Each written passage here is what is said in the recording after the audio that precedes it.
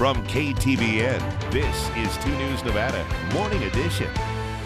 Police are looking for someone that was allegedly driving recklessly in Sparks. How you can help with this investigation is coming up.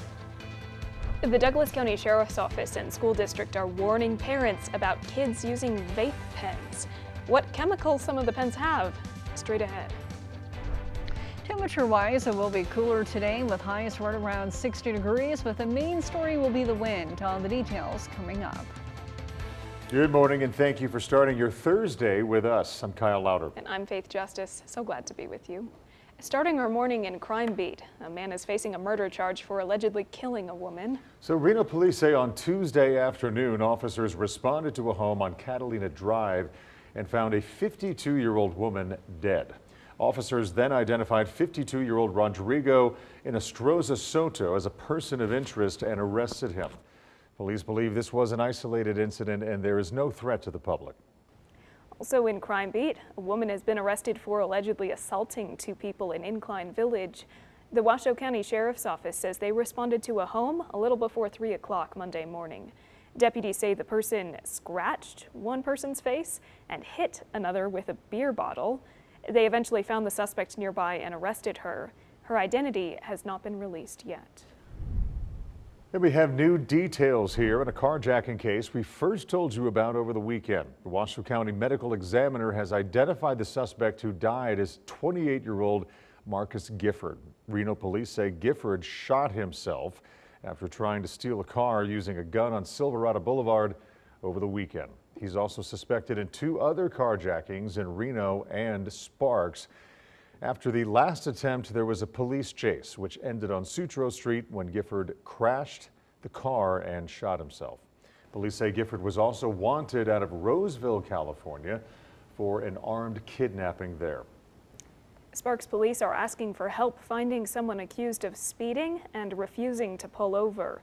Officers say it happened around 9:30 yesterday morning near Wingfield Hills Road and Rolling Meadows Drive. They say the rider was last seen heading north on Pyramid Highway from Wingfield Spring Road. If you know who they are, contact Sparks Police at 775-353-2231 or leave a tip with Secret Witness at 322-4900. A Secret Witness is offering a $500 reward for information that leads to the suspect's arrest.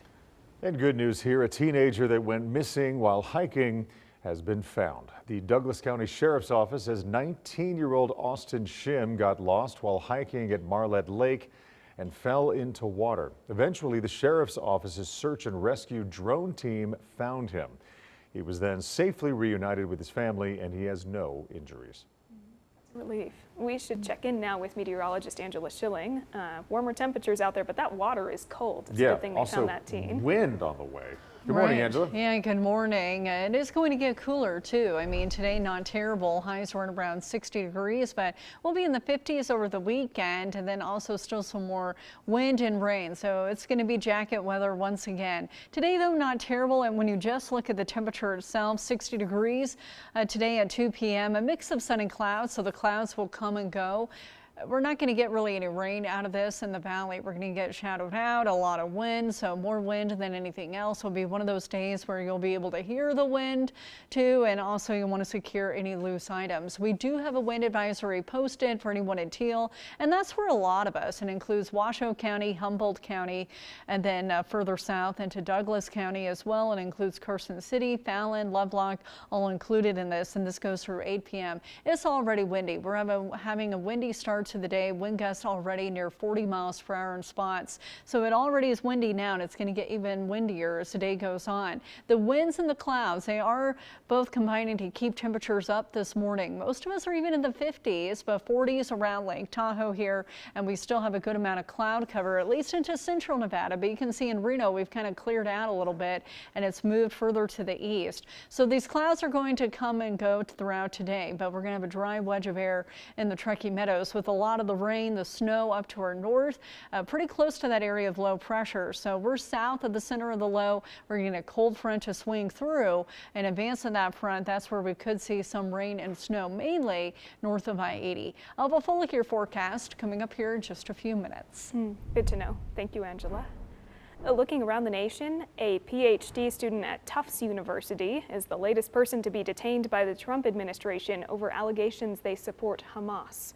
Home surveillance video shows Turkish national Rumesu Öztürk being surrounded by agents earlier this week, as her lawyer says she was walking to break the Ramadan fast with her friends. Hundreds of people protested her detention yesterday. What do we do? Stand up, fight back!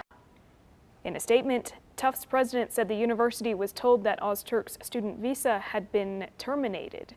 In their own statement, the Department of Homeland Security said she was taken to an ICE detention facility in Louisiana because she, quote, engaged in activities in support of Hamas, but they did not provide details on the alleged activities.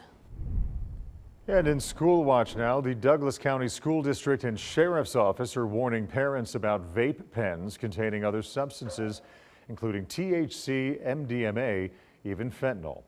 In a joint statement, they say several of these vape pens were confiscated from students at Douglas High School. The Sheriff's Office and the school district are urging parents to be aware of the dangers of using vape pens. For awareness tips and resources available to parents concerning this issue, you can go to our website, 2news.com, or our mobile app and check out the online version of this story. And tonight is the night. I hope you'll join me at 10 o'clock for a special 30-minute 2 News Nevada investigation into youth crime trends and juvenile justice in Washoe County. One of the topics we'll be covering tonight is an issue that community leaders are especially concerned about: mental health challenges, especially among children and teenagers. If there's not some intervention, the path that we keep going down can be one that just causes more distress for, you know, the individual, for the family, the community, the state, like the whole spectrum. Dave Briggs is the owner and clinical director of True North Treatment Center, the provider that contracts with Washoe County Juvenile Services to offer outpatient treatment to youth who need counseling. He and the woman in charge of defending youth as they enter the justice system agree that early intervention is key to setting a child on the right path. If we can treat these kids when we see the onset of mental health issues or substance use issues, and we can get them to be healthy and happy and productive while they're 15, 16, 17, imagine what they could do once they're 18 and older. And therein lies a problem for the county, if you ask Stephanie Cook. The biggest issue is that resources are finite. And sometimes lacking entirely. True North can treat children and teens who are safe to still live in the community, but when a juvenile delinquent needs inpatient care or is not safe to release on probation, they might be sent out of Northern Nevada entirely, pointing to another reality that the community is confronting. Correctional facilities are the largest mental health hospital we have. Mental and behavioral health issues are rampant in the juvenile justice system. We'll tell you exactly what proportion of youth have a diagnosis and how it affects the county's ability to dole out justice. That's tonight at 10 o'clock. I hope to see you there. And still to come on 2 News Nevada, more young people are